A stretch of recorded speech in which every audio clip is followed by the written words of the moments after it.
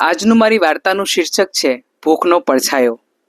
આપણે ઘણી વખત એવું માનતા હોઈએ છીએ કે દુનિયામાં ભૂખ માત્ર રોટલીની જ હોય છે, પણ ના, એવું બિલકુલ નથી હોતું. આજે હું તમને એક એવી ભૂખ વિશે જણાવીશ કે જ્યાં એક વ્યક્તિ પાર્ટી કરવામાંથી એણે માણસ બનવાનો માર્ગ શોધી લીધો. તો ચાલો શરૂ કરીએ. ભૂખનો પડછાયો. રાજીવ લગભગ રોજ રાત્રે ઘરે મોડો આવતો. રાજીવની આદતથી એની પત્ની કુસુમ એકદમ કંટાળી ચૂકી હતી. રોજ રોજ રાજીવની રાહ જોવી, વારંવાર માઇક્રોવેવમાં જમવાનું ગરમ કરવું અને આખરે ભોજનને ફેંકી દેવું, આ લગભગ રોજનું થઈ ગયું હતું. રાજીવ પાર્ટીઓ કરવાનો ખૂબ શોખીન હતો, એટલે પાર્ટીઓમાં વારંવાર જમવાને પરિણામે ક્યારેક એને એસિડિટીની તકલીફ ખૂબ વધી જતી હતી. એકવાર અડધી રાત્રે રાજીવને એસિડિટીના લીધે ઊંઘ નહોતી આવી રહી. કુસુમની ઊંઘમાં ખલેલ ન પહોંચે એટલા માટે રાજીવ ફ્લેટની બાલ્કનીમાં આંટા મારવા માંડ્યો. ત્યાં અચાનક જ એને ફ્લેટની બાલ્કનીમાંથી એણે જોયું કે એક પડછાયો દેખાઈ રહ્યો છે. રાજીવને લાગ્યું નક્કી કોઈ ચોર હશે. રાજીવની ઉત્સુકતા વધી એટલે એ તરત જ ફ્લેટમાં નીચે પહોંચી ગયો. કોણ છે ત્યાં? અવાજ કર્યો રાજીવે જોરથી. તો એ પડછાયો દોડતો દોડતો ધીરે ધીરે ત્યાંથી અદ્રશ્ય થઈ ગયો. બીજે દિવસે પણ લગભગ આ જ સમયે આવું જ બન્યું, પણ રાજીવે આજે થોડીક ચાલાકી બતાવી અને એ હળવેથી નીચે પહોંચી ગયો અને ચૂપચાપ એ પડછાયાને પાછળથી પકડી લીધો. એ પડછાયો પણ કોઈ ચોરનો નહોતો, પણ એ પડછાયો એક નાનકડા 14 વર્ષના છોકરાનો હતો અને એનું નામ હતું રાજા. રાજા પહેલા તો ડરનો માર્યો કંઈ જ બોલી ન શક્યો, પણ રાજીવના ધીરજભર્યા પ્રશ્નોના લીધે રાજીવ આખરે બોલી પડ્યો. સાહેબ, મારે પપ્પા નથી.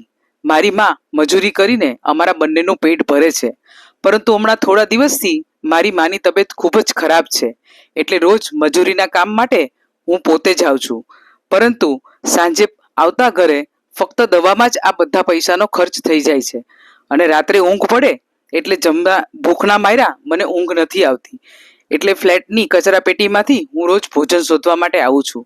સાહેબ, મારી ભૂલ થઈ ગઈ હોય તો મને માફ કરી દેજો. રાજાની વાત સાંભળીને રાજીવનું હૃદય એકદમ ભરાઈ આવ્યું. આજે પહેલીવાર રાજીવને સમજાયું કે સાચી ભૂખનું શું મહત્વ હોય છે. એને ખ્યાલ આવ્યો કે ભોજન ફેંકવાનું પાપ હું કેટલા સમયથી કરી રહ્યો હતો, જ્યારે આ છોકરો અન્નના એક એક દાણા માટે તરસી રહ્યો છે. એ દિવસ પછી રાજીવ એકદમ બદલાઈ ગયો. પાર્ટી છોડીને એ રોજ વહેલો ઘરે આવવા માંડ્યો. રાજીવમાં બદલાવ જોઈને કુસુમ પણ એકદમ ખુશ થઈ ગઈ. હવે રોજ રાત્રે રાજીવ ઓછામાં ઓછું 2-3 વ્યક્તિનું ભોજન પેક કરાવીને ડબ્બામાં ભરીને ભૂખ્યા લોકોને જમાડવા માટે રાતે નીકળી જતો હતો. પાર્ટીમાં ઉડાવતા પૈસા હવે જરૂરિયાતમંદોની દવામાં અને અન્નની ખરીદીમાં કરવા લાગ્યો હતો. એક દિવસ રાજાએ જમતા જમતા કહ્યું કે સાહેબ, તમે એ દિવસે જો મારી મદદ ન કરી હોત ને તો મને માનવતા પરથી તો વિશ્વાસ જ ઉઠી જાત. રાજાની વાત સાંભળીને રાજીવના ચહેરા પર એકદમ સંતોષની લાગણી આવી ગઈ.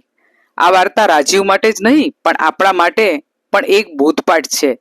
જીવનમાં ભોજન શોખ માટે જ નથી હોતો, જરૂરિયાત માટે હોય છે. તો ચાલો આજે આપણે એક નિર્ણય કરીએ કે રોજ આપણે એક ભૂખા વ્યક્તિને જમાડશું અને એક નવી શરૂઆત કરશું અને સમાજને એક નવી દિશા બતાવશું. જો તમને મારા વિચારો ગમ્યા હોય, મારો વિડીયો ગમ્યો હોય તો મારા વિડીયોને લાઈક કરજો, શેર કરજો અને મારી ચેનલને સબસ્ક્રાઇબ કરવાનું બિલકુલ નહીં ભૂલતા.